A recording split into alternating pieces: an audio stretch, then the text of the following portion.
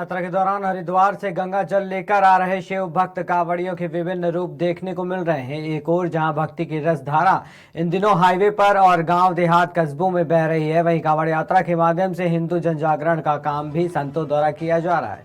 इसी कड़ी में बुधवार को गाजियाबाद के हिडन विहार स्थित शिव मंदिर बालाजी धाम के महंत मछेंद्रपुरी खतौली गंगनहर पर पहुंचे, जिन्होंने कांवड़ यात्रा को एक पावन यात्रा बताते हुए हिंदू जन जागरण का संदेश दिया। मेरा नाम महंत मच्छेंद्रपुरी, शिव मंदिर बालाजी धाम से गाजियाबाद से हिडन विहार। बाबा जी, जो आप कांवड़ लेके चले हैं, इसमें जो लिखा हुआ है, इसमें इसका क्या तात्पर्य है? मेरा उद्देश्य ये है, हमारे आदित्यनाथ मुख्यमंत्री जो हृदय हिंदू सम्राट हैं, उन्होंने राम राज का संकल्प लिया है।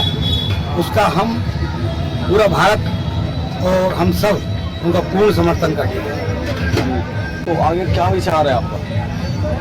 आगे यह है, एक तो आज के समय में लव जिहाद का बहुत चल रहा है।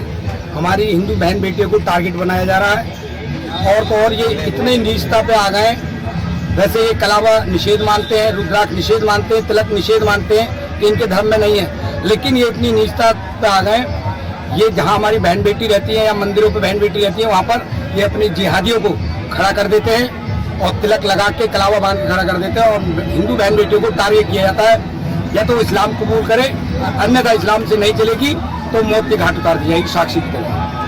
ये आप किस बलबूते पर कह सकते हैं? आप पूरे भारतवर्ष में देख लीजिए क्या हो रहा है। हिंदू बहन बेटियों को टारगेट बनाया जा रहा है और एक षड्यंत्र के तहत पूरे भारतवर्ष में षड्यंत्र के तहत चल रहा है। और हमारा हिंदुस्तान हिंदू राष्ट्र बनना चाहिए। जो 52 कंट्री इस्लामिक है, तो हिंदुस्तान हिंदू राष्ट्र क्यों नहीं? हिंदू राष्ट्र घोषित होना चाहिए। लेकिन बाबा जी, एक बात है, अगर मान लिया पुलिस प्रशासन की बात करें तो आपकी सुरक्षा में लगा हुआ है, आपकी सुरक्षा भी दी गई है, आपको उसमें क्या, इससे क्या सुरक्षा प्रशासन ने पिछली बार भी पूर्ण रूप से सहयोग किया और सुरक्षित निकाला। कई जगह धमकियां मिली। हमारे पन्ना जिले के कवई मंडलों में उनकी बैठक थी।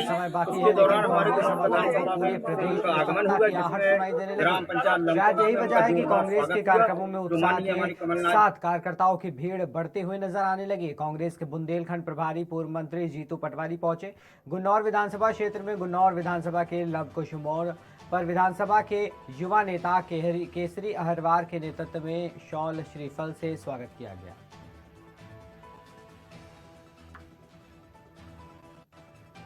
आज कार्यक्रम उनका हमारे पन्ना जिले के कवई मंडलम में उनकी बैठक थी। उसके दौरान हमारी गुन्नौर विधानसभा में से उनका आगमन हुआ, जिसमें ग्राम पंचायत लमकों में उनका जोरदार स्वागत हुआ। जो माननीय हमारी कमलनाथ जी है, नारी सम्मान योजना, जो 5 कमलनाथ जी की योजनाएं हैं, उनके ऊपर उन्होंने विस्तार से चर्चा की और जनता को अवगत कराया। किस विषय को लेकर के भ्रमण किया जा रहा है? किस उद्देश्य के लिए भ्रमण किया जा रहा है? कासगंज से खबर सामने आई है, जहां हर्षिता माथुर और पुलिस अधीक्षक कासगंज सौरभ दीक्षित द्वारा नरौरा बांध से छोड़े गए करीब 1 लाख क्यूसेक पानी के कारण जनपद में गंगा नदी के किनारे बसे हुए गांव के आमजन मानस और श्रावण मास में आने वाले श्रद्धालुओं कांवड़ यात्रियों की सुरक्षा व्यवस्था के दृष्टिगत थाना सोरो क्षेत्रांतर्गत ग्राम लहरा, दतलाना, पुख्ता और डेलास राय गांवों का भ्रमण कर सुरक्षा व्यवस्था का जायजा लिया। साथ ही पूर्व से लगे हुए फ्लड यूनिट, गोताखोरों और पुलिस सूचना केंद्र ड्यूटी में लगे अधिकारियों और कर्मचारियों को सतर्क दृष्टि बनाए रखने हेतु निर्देशित किया।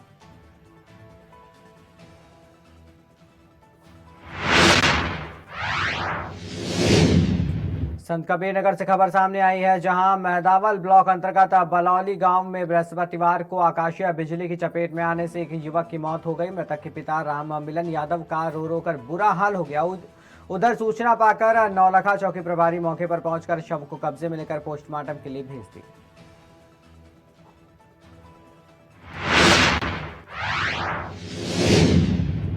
यमुना नदी के जलस्तर बढ़ने से यहां के लोगों के घर डूब चुके हैं। घरों का सामान भी डूब चुका है। एनडीआरएफ की टीम भी बचाव कार्य में जुटी हुई है। प्रशासन का कहना है कि लोगों को लगातार सुविधाएं मुहैया कराई जा रही हैं। वहीं दूसरी तरफ किसानों ने बताया कि यमुना नदी के जलस्तर बढ़ने से बहुत नुकसान हुआ है और उन प्रशासन से कोई भी सुविधा नहीं मिल रही है। जलस्तर बढ़ने से लोनी के बदरपुर गांव के इलाके में सभी घर डूब गए हैं, जिसमें रहने वालों के जीवन पर पानी का संकट बना हुआ है। कुछ लोग तो अपना सामान तक मकानों से निकाल नहीं पाए हैं और यमुना नदी के जल ने अपने आगोश में समा लिया है। इनके घरों को यमुना का जलस्तर लगातार बढ़ने से आसपास के क्षेत्र के चारे और गन्ने की फसलें भी डूबी हुई हैं।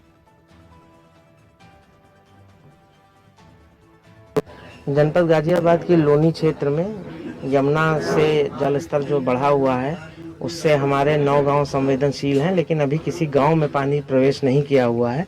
हालांकि जो यमुना नदी है वो जो खतरे का निशान है उससे ऊपर बह रही है, लेकिन अभी भी जो पानी है वो बंधे के दूसरी ओर है और आबादी हमारी जो है बंधे के दूसरी तरफ है। तो अभी आबादी किसी भी तरह से प्रभावित नहीं हुई है। राजस्व की पूरी टीमें, हमारे एसडीएम, हमारे तहसीलदार, नायब तहसीलदार, लेखपाल, कानूनगो, पुलिस की टीमें, सिंचाई विभाग की टीमें पूरी तरह से सक्रिय हैं और लगातार हम लोग भ्रमण पे हैं। तो अभी स्थिति नियंत्रण में है। हालांकि पानी जो है वो धीरे धीरे बढ़ रहा है, लेकिन जहां तक सूचना है कि शाम से पानी घटना शुरू हो जाएगा। तो अभी स्थिति पूरी तरह से नियंत्रण में है और कहीं पर भी जो है वो गांव की कोई आबादी प्रभावित नहीं हुई है।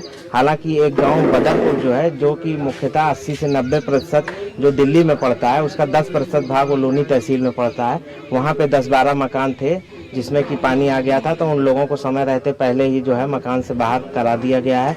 और वहाँ पे पास में ही एक पंचायत भवन है, वहाँ उनको रोका गया था और उसके बाद उन लोगों का ये था घर के पास रहने का, तो सड़क के किनारे टेंट लगा करके उनके रहने की व्यवस्था की गई है। कल उनको जो है खाद्य सामग्री वगैरह का, सूखी खाद्य सामग्री का भी वितरण किया गया था, जिसमें चावल, आटा, तेल, घी, नमक, आलू इनका वितरण किया गया था। तो लगातार हम लोग मौके पर नजर रखे हुए हैं और स्थिति पूरी तरह से नियंत्रण में है। एनडीआरएफ की टीम भी पहुंची हुई है और लोगों को निकालने का कार्य जारी है। एनडीआरएफ की टीम को पूरी तरह से अलर्ट कर दिया गया है। जहां पे आपने वहां पे देखा होगा, वहां पर वो एनडीआरएफ की टीम है। जैसा कि मैंने बताया कि वो दिल्ली बदरपुर का क्षेत्र पड़ता है, वहां पे जो मैक्सिमम जो पॉपुलेशन है वो दिल्ली में है। तो वहां पे जिन लोगों के घर डूबे थे उनको वहां से निकाल करके जो है वो बाहर किया गया है। हमारे जनपद की लोनी तहसील का जो भाग है बदरपुर का, उससे जो लोग हैं उनको भी वहां से जो है हटा दिया गया है और हम लोग उनके लिए राहत कार्य कर रहे हैं। जनता को ये जनपद देवरिया खुखुंदू थाना क्षेत्र मझौलिया मोड़ के समीप मुखबिर की सूचना पर घेराबंदी कर पुलिस ने गौ तस्करों की गाड़ी को धर दबोचा। आपको बता दें कि पुलिस को मुखबिर की सूचना मिली कि सलेमपुर देवरिया मेन रोड से गौ तस्कर तस्करी कर रहे हैं। सूचना मिलते ही पुलिस ने एक्शन में आते हुए उनको चौराहे से मझौलिया मोड़ तक घेराबंदी की। जैसे ही गौ तस्कर अपनी गाड़ी से आते दिखे, पुलिस ने जेसीबी लगाकर गौ तस्करों की पिकअप को रोक दिया, जिसमें से 5 बड़ी गाय निकाली गई।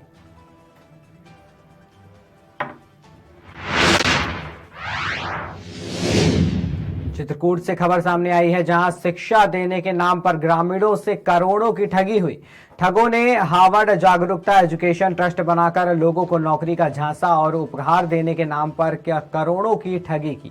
ठगों ने 5000 लोगों को अपना शिकार बनाया। होम टीचर और कंप्यूटर टीचर बनाने के लिए उनका रजिस्ट्रेशन करने का नाम पर ये मोटी रकम वसूलते थे। बता दें 10 महीने में लगभग 20 करोड़ की ठगी कर ठग फरार हुए थे।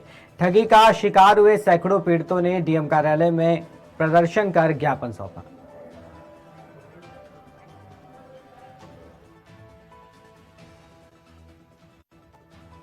देखिए, आज हम डीएम साहब को ज्ञापन देने आए हैं, क्योंकि एक जिले में हार्वर्ड जागरूकता एजुकेशन के नाम से एक संस्था खुली थी, जिसमें टीचर की नियुक्ति के नाम पे, कंप्यूटर ऑपरेटर की नियुक्ति के नाम पे 19 हजार रुपए और 4 हजार रुपए लिया गया। लगभग करोड़ों रुपए जिले में लिया गया। इसके बाद 5-6 महीना उनको जो जिनकी नियुक्ति हुई उनको वेतन भी दिया गया 800 रुपए महीना। इसके बाद जब जून का पैसा लेने कल ऑफिस में आए तो ऑफिस का ताला बंद था, वो लोग भाग चुके थे और जिला चित्रकूट से लगभग करोड़ों रुपए लेकर थर्ड कंपनी जो थी, संस्थान था, वो लेके भाग गई। इसलिए आज ज्ञापन देने सारे लोग आए जो पदाधिकारी थे। ये कंपनी थी कब से थी, पावन चौराहा के पास ब्रांच इसका था और मऊ में भी ब्रांच था। कई जगह इसके जिले में 2-3 जगह ब्रांच थी। पहले आप लोग इस कंपनी में क्या काम करते हैं? होम ट्यूटर का काम करते थे। आपकी पढ़ाई लिखाई क्या है? BA first year. तो आप जब बच्चों को किस टाइप से आप पढ़ाते थे? घर जाके पढ़ाते थे या ऑनलाइन पढ़ाते थे? नहीं, घर में वो आते थे, हमारे घर में। आपकी नियुक्ति किस तरह हुई? आपको कोई लेटर मिला है? नहीं, वो हमारे गांव की है, एक भाभी है पूनम भाभी, वो FCO बनी है तो वो हमें जोड़ी है एसटी में। महिलाओं के अलावा पुरुषों को भी सब जगह महिलाओं को जोड़ते थे वो, पुरुषों को बहुत कम जोड़ते थे। हाँ, जो सब कम पढ़ी हो या सबसे ज्यादा जो तो जो कम भी पढ़ी हो सबसे ज्यादा भी पढ़ी हो घर देते थे। 8 पास होना चाहिए, 800 रुपया महीना। 2 महीने मिला है। अभी रह गया है हमारा खुला, अभी 15 जुलाई को बोल रहे थे, अभी रह गया है हमारे 3 महीने 4 महीने निर्धार से 2 महीने। तीसरा महीने पढ़ा है लेकिन पैसा नहीं दिए हैं।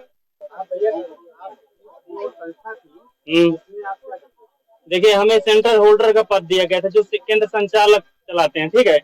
इसमें हमारे स्टार्टिंग में हमसे लिया था 11,500 रुपये जो रजिस्ट्रेशन शुल्क लगता है, और हमारे माध्यम से यानी जो बोलते थे कि नहीं इसमें आप होम टीचर की नियुक्ति करवाइए, कंप्यूटर टीचर की नियुक्ति करवाइए व ग्रीन प्लांट मैनेजर की नियुक्ति करवाइए, जिसपे होम टीचर पे लेते थे 3950 रुपया और कंप्यूटर टीचर पे लेते थे 19,150 रुपया और ग्रीन प्लांट मैनेजर पे लेते थे 60,150 रुपया।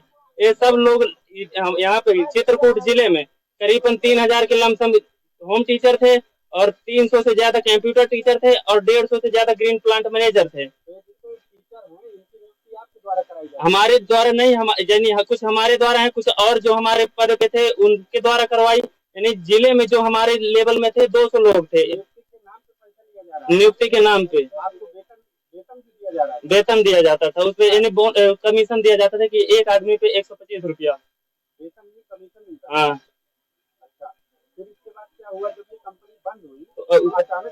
अचानक यानी 9 तारीख की रात को, ठीक है, तो हम लोग मिले इनसे, तो हमको बोला गया कि आप 10 तारीख को आइएगा, 10 तारीख को आपको 9 बजे आ जाइएगा, आपका सैलरी देंगे जितना बनता।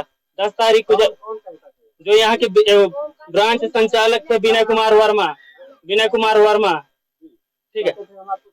हाँ, तो 10 तारीख को 9 बजे हमें बुलाए थे ऑफिस पे, जो पवन चौराहा सेठी पे बना हुआ है, ठीक है। तो उसमें हमें बुलाए थे, बोले 9 बजे आप आइए, आपकी सैलरी देंगे, प्लस आप अपने जितने भी होम टीचर, कंप्यूटर टीचर और ग्रीन प्लांट वाले उनको आप वितरण कर दीजिएगा। बाद में जब वहाँ पे हम पहुंचे, सुबह से उनको फोन किया तो पहले स्विच ऑफ आ रहा था, फिर जब वहाँ पे पहुंचे तो वहाँ पे ऑफिस पे जैसे पहुंचे तैसे वहाँ पे ताला बंद था। फिर धीरे धीरे पूरे जिले में हड़कंप मचा, इसलिए हम यहाँ पे जिला प्रशासन के पास। देखिए, आज हम DM साहब को